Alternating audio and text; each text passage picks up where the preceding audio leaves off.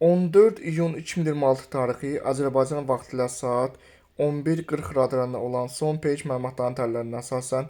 hazırda Gəncə, Qazax, Kiçik Qafqaz, Mərkəzi Aranın Göyçay, Yevlax, Ucar, Kürdəmir, Zərdab, Ağcabədi, eyni zamanda Böyük Qafqazın Balakən, Zaqatala, Şəki, Qax, Oğuz, Qəbələ, Dağlıq Şirvanda, Quba, Qusar, Xaçmaz, Siyəzən, Xızıda və Naxçıvanın dağ kəndlərində, eyni zamanda Kiçik Qafqazın Daşkəsən, Gərəbəy, Kəvrizə, Şuşa, Laçın, Xankəndi, Zəngəzur, Zəngilan ərazilərində havada buludun artması,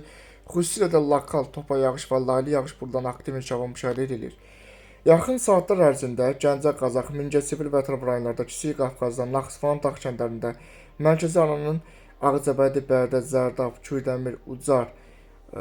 Göyçay rayonlarında, Böyük Qafqazın Balakən, Zaqatala, Şəki, Qax, Oğuz, Qəbələ, Dağlıq Şirvan, Quba, Qusar, Xaçmaz, Şabran, Xızıda